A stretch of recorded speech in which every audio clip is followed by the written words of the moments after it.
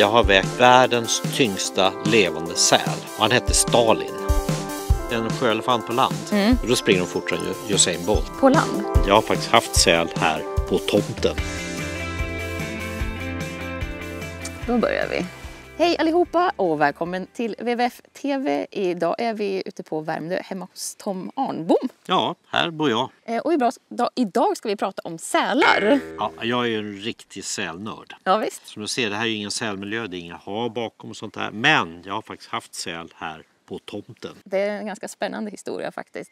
Men vi ska komma tillbaka till den lite senare. Det är spännande med sälar. De har väldigt många rekord. Världsrekord rätt av. Ja, men sälar är ju ett däggdjur. Det är ett rovdjur. Det finns 37 arter, har jag för mig. Ja, för visst är det så. För när jag tänker säl, då tänker jag kanske det vi är van vid en gråsäl eller en knubbsäl. Men den gruppen involverar många fler, eller hur? Ja, exakt. De är ju de tråkiga sälarna.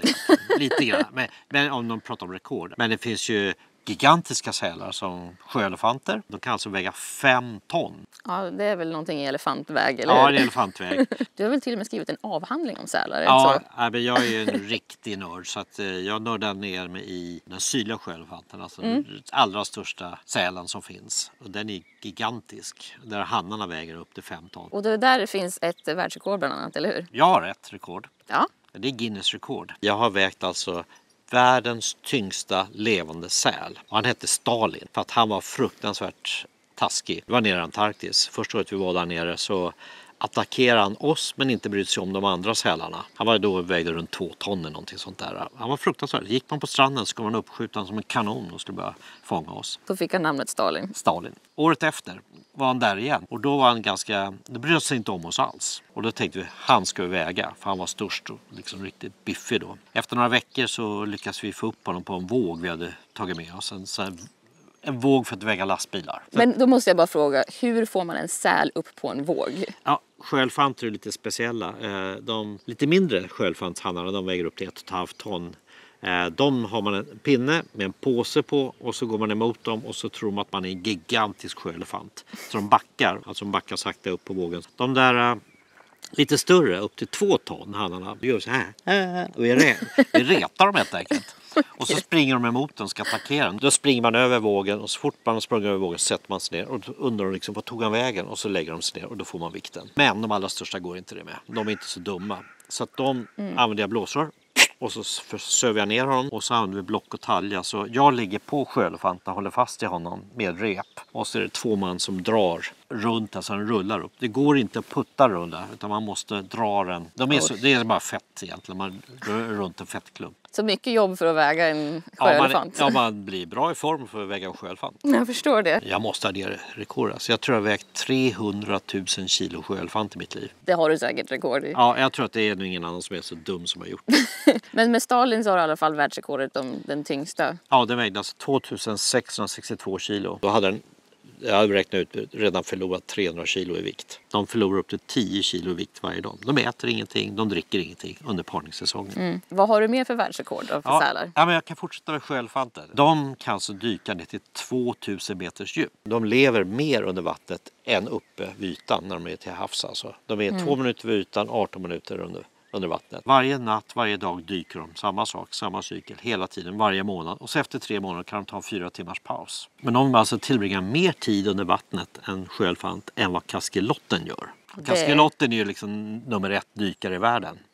Den kan också dyka ner till 2000 meters djup. Men sjöelefanten slår dem faktiskt med att vara mer anpassad till under vattnet än vad kaskelotten är. Men det där är så svårt att greppa riktigt för att man tänker sig att en val är under vattnet hela tiden. Medan en säl är ju på land ibland. Och hur kan den då vara värre? Alltså, den är ju mycket häftigare. Den kan vara på land och sen så är den till havs mycket mer. Då. Så den är egentligen mer anpassad än vad en val är. Både valar och sälar har ju den här funktionen att de kan stänga av massa organ när de dyker. Så egentligen det handlar om för sälen är att den håller igång hjärnan. För hjärnan måste ha syre, annars dör du. Men sen finns andra rekord då. Ja, men gråsälen tog vi upp lite grann i början här. Den tråkiga sälen. Ja, den tråkiga sälen. Man vet att de kan alltså gå ner på botten. I stort sett stänga av hjärtfrekvensen totalt. Och så ligger den och väntar på att en fisk ska komma förbi. Och så sätter igång och så fångar de fisken när den kommer förbi. Då kan den starta upp allting så igen. Man alltså, forskare har följt dem med hjärtfrekvenser och de bara ser att den stänger av hjärtat mer eller mindre en kort stund. Det här är någonting typiskt för sälar generellt då, att de kan stänga av kroppsdelar. Speciellt om de dyker. Men alla sälar dyker inte så djupt som sjöelefanter. Ett annat rekord, det är ju de här, man pratar om harem. Alltså en hanne och massa honor. Okej, det är så ibland i djurvärlden. Och där är den nordliga pälssälen, den har de största haremen som finns av alla däggdjur. Nordliga pälssälen? Ja, den finns i Alaska. Den är så här någonting. Och den kan alltså 125 honor per hanne. Han har lite jobbigt att hänga med och försvara det här haremet. Ja, jag tänkte nästan det. Att, då måste han vara lite i storlek med Stalin där för att kunna... Ja, i storlek där. Ja. Sjöelefant har ett annat system då. Så Stalin, när han var som störst, så hade han faktiskt satellithannar som låg i kanterna och försvarade haremet. För då slapp han springa ut dit hela tiden. Och de får para sig med några få honor.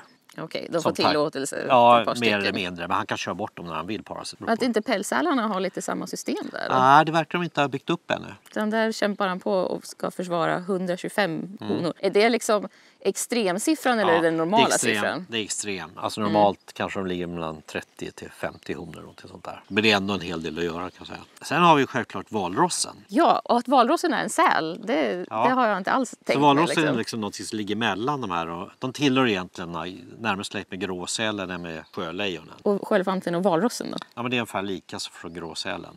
Okay. Fast storleken är ju liksom närmare valross. Valrossen kan väga 1,5 ton drygt. De här stora bjässarna. Men tänk då, sjöelefanter kan väga 3 gånger så mycket. Och många av de här sälarna ser ju ganska klumpiga ut på land.